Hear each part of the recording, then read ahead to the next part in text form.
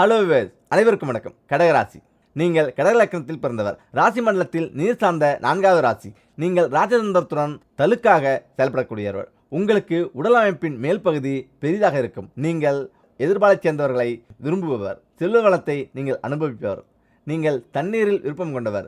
உங்கள் நண்பர்களின் எதிர்ப்பு உங்களுக்கு இருந்து வரும். மிதமான ஒரு உடல்வாகுடைய நீங்கள் சாம்பல் நிறத்தவராய் பழுப்பு நிற முகமும் லேசான மற்றும் பழுப்பு நிற முடியும் கொண்டவராக இருப்பவர். நீங்கள் சற்று பலவீனமான உடலமைப்புடன் இருப்பீர்கள். கண்களின் நிறம் வழக்கத்துக்கு சற்று மாறுபட்டதாக இருக்கும். சில நேரங்களில் நீங்கள் கோழையாகவும் பயந்தாங்கொல்லியாகவும் மந்தமாகவும் கவனம் மற்றும் இருப்பவர். வாழ்க்கையில் சந்தோஷத்தை நீங்கள் அனுபவிப்பீர்கள். நீங்கள் செல்வ வளத்தையும் சுகபோகங்களையும் அனுபவிப்பீர்கள். நீங்கள் மிகவும் மனோபவமானவர். மிகுந்த புத்தாலி, விவேகி, கலையிலும் இசையிலும் மிகவும் விருப்பம் கொண்டவர். மற்றவர்களின் சுபாவத்தை விரைவாக புரிந்து கொண்டு அவர்களின் கருத்துக்களை ஈர்த்து கொள்ளும் சக்தி உங்களிடம் இருக்கிறது. உணர்ச்சி மனோபாவம் அதிகமாக இருப்பதால் நீங்கள் நரம்பு தளர்ச்சிக்கு உட்படக்கூடும். சில சந்தர்ப்பங்களில் நீங்கள் தைரியமிக்கவர், துணிச்சலானவர். நீங்கள் மாறக்கூடிய மனநிலை உடையவர். நல்ல கற்பனை வளம் படைத்த நீங்கள் எப்போதும் அலைந்தெரியும் நிம்மதியற்ற வாழ்க்கை நடத்துகிறீர்கள். உங்கள் விருந்தோம்பலுக்கு நன்கு பெயர் பெற்றவர். ஆழ்ந்த உணர்ச்சிகளை கொண்ட நீங்கள் விசுவாசமான கடமை பொறுப்புணர்ச்சியுடைய ஒரு மனிதர். ஒரு திட்டத்தை வகுத்து அதனை நீங்கள் மிகுந்த மன உறுதியுடன் நிறைவேற்றி வெற்றி காண்கிறீர்கள். பல இடங்களிலிருந்து உங்களுக்கு பண வசதி கிடைக்கும். நீங்கள் சுயநலவாதி, தாராள சிந்தை கொண்டவர். உங்கள் வாழ்க்கையின் ஆரம்ப காலத்தில் நீங்கள் பலவீனமான உடல்நிலையை கொண்டிருந்தாலும் வயதாக நல்ல உடல் ஆரோக்கியத்தை பெறுவீர்கள். நீங்கள் மிக பெருமளவில் உணர்ச்சி பாதிப்புக்கு உட்பட்டவர். உங்கள் சொந்த நலன் பற்றியே நினைப்பவர். மாற்றத்தை விரும்புவர். மார்பு மற்றும் வயிற்றுக்கு கோளாறுகளால் நீங்கள் பாதிக்கப்படலாம். அதனால் எச்சரிக்கை தேவை. அடுத்ததாக, இது வீட்டில் ஆண்கள் விளக்கேற்றினால் என்ன நடக்கும் தெரியுமா? ஆம், பணம் வந்த வேகத்தில் விரயமாகிறதா? வாத்துகள் காரணங்கள். ஆம், எவ்வளவு சம்பாதித்தும் வீட்டில் பணம் தங்குவதில்லை என சிலர் புலம்புகிறார்கள். எதற்காக செலவு செய்கிறோம் என்று தெரியாமல் பணம் பல வகையில் செலவாகிறது. வீட்டு வாஸ்து அமைப்பிற்கும் பண விரயம் ஆவதற்கும் ஏதேனும் சம்பந்தம் உள்ளதா என பார்ப்போம். தென்மேற்கு பகுதியும் பணமும். ஆம், குடும்பத் தலைவர் தென்மேற்கு பகுதி அறையை படுக்கை அறையாக பயன்படுத்தாமல் இருப்பது நல்லது. தென்மேற்கு அறையில் மட்டுமே பணப்பெட்டியை வைக்க வேண்டும். பணத்தை தேக்கு மரப்பெட்டியில் வைப்பது மேலும் சிறப்பு.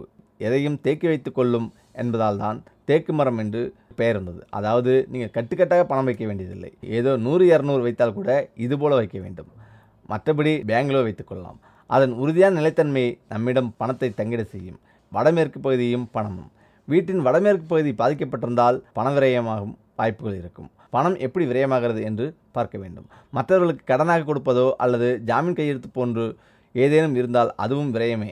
இது நிச்சயம் உங்கள் வீட்டில் வடக்கும் மேற்கும் சந்திக்கக்கூடிய வடமேற்கு மூலையில் தவறு இருக்கலாம். உதாரணமாக, வடமேற்கு கூரைப்பகுதி தாழ்வாக இருப்பது. நாம் ஒவ்வொருவரின் வாழ்க்கையிலும் பணம் என்பது மிக முக்கியமானது. சுப செலவானது திருமணம், வீடு கட்டுதல் போன்ற செலவுகள் செய்ய நேர்ந்தால் நல்லது. அதுவே மருத்துவ செலவுகள், கோர்ட் கேஸ் போல விரய செலவாகவும் வீண் செலவாகவும் இருக்கக்கூடாது. செல்வம் குறைய வேறு முக்கிய காரணங்கள் இதுதான். வீட்டில் ஆண்கள் விளக்கேற்றினால் வீட்டில் உள்ள பணம் விரயமாகும்.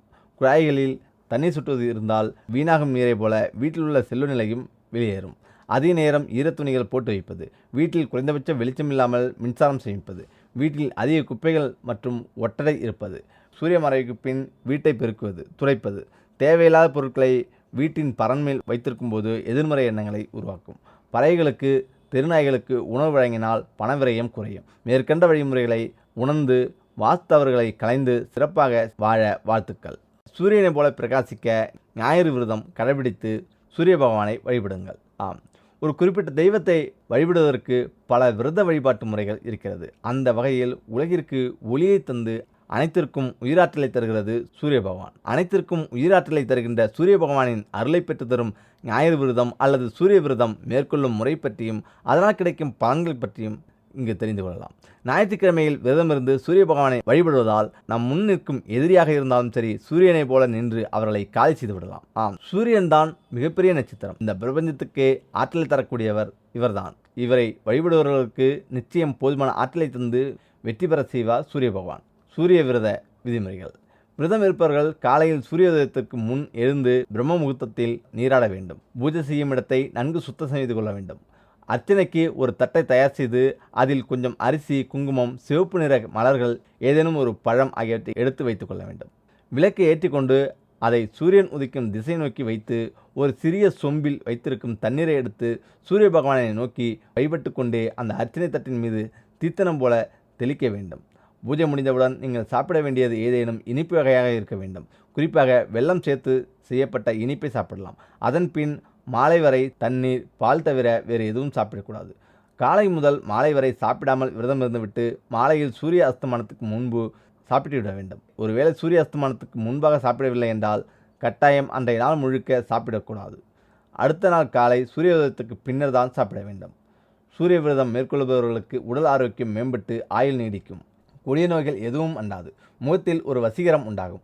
சமூகத்தில் பிறர் மதிக்கின்ற சூழ்நிலை ஏற்படும். பொருளாதார வளர்ச்சி உண்டாகும். துஷ்ட சக்திகள், செய்வின மந்திரிகம் போன்றவை சூரிய விரதம் இருப்பவர்களை அண்டாது. தன்னை எதிர்க்கும் எதிராளி அரசனாகவே இருந்தாலும் ஞாயிற்றுக்கிழமை விரதமிருந்து சூரிய பகவானை வழிபட்டால் எதிரிகள் வீழ்ந்து போவார்கள். அத்தகைய மகத்துவம் வாய்ந்ததுதான் இந்த ஞாயிற்றுக்கிழமை சூரிய விரதம். மனிதனை சிந்திக்க வைப்பது மூளைதான். அந்த மூளைதான் இந்த ராசிக்காரர்களுக்கு மிகவும் முக்கியம். முதலில் மூளையை பற்றி தெரிந்து கொள்ளுங்கள். இக்கட்டான சூழ்நிலையிலும் மனிதனை சமயோசிதமாக சிந்திக்க வைக்கும் மூளையை பற்றி சில தகவலை இங்கு பார்ப்போம். மனிதனை மற்ற உயிர்களிடமிருந்து வேறுபடுத்துவது சிந்தனையே. அந்த சிந்தனையால் மனிதனை சிறப்பாக செயல்பட வைப்பது நமது மூளையே. இக்கட்டான சூழ்நிலையிலும் மனிதனை சமயோசிதமாக சிந்திக்க வைக்கும் மூளையை பற்றி சில தகவல் இதுதான். பொதுவாக மூளையின் அமைப்பு முன்மூளை, நடுமூளை, பின்மூளை என்ற 3 பகுதிகளாக பிரிக்கப்படுகிறது. உடலில் மூளைதான் அதிக அளவில் ஆற்றலை பயன்படுத்துகிறது. ஏனெனில் மூளை சுறுசுறுப்புடன் இயங்குவதற்கு அதிக அளவில் ஆற்றல் தேவைப்படுகிறது. பிறக்கும் குழந்தையின் மூளை எடை சுமார் 340 கிராம் இருக்கும். மழலை பருவத்தில் இருந்து இளமை பருவத்துக்குள்ளாக மூளையின் எடை 3 மடங்காக அதிகரிக்கும். ஒவ்வொருவருக்கும் மூளையின் அளவு வேறுபட்டிருக்கும். மூளை அளவு அதிகமாக இருப்பவர்கள் கூடுதல் திறனுடன் செயல்படுவார்கள் என்று ஆய்வாளர்கள் கருதுகிறார்கள். மூளை சுமார் 1.5 கிலோ எடை கொண்டது. மூளையின் வெளிப்பரப்பு அடர்த்தியான சாம்பல் நிறத்திலும் உள்ளே மஞ்சள், வெள்ளை நிறத்திலும் காணப்படும். மனித மூளையில் சுமார் 100 பில்லியன் நியூரான் செல்கள் உள்ளன. நரம்பு மண்டலத்தில் உள்ள நியூரான்கள் உடலில் உணரும் செய்தியை மூளைக்கு வேதி சமிஞ்சைகளாக கொண்டு செல்கின்றன. இதன் மூலம்தான் மூளை அடுத்தபடியான செயல்பாட்டினை உடலுக்கு கட்டளையிடுகிறது. நினைவில் வைத்திருக்க வேண்டிய தகவல் இதுதான். அன்றாட செயல்கள் போன்றவற்றை மூளையில் இருக்கும் செல்கள் சேமித்து வைத்துக் கொள்கின்றன.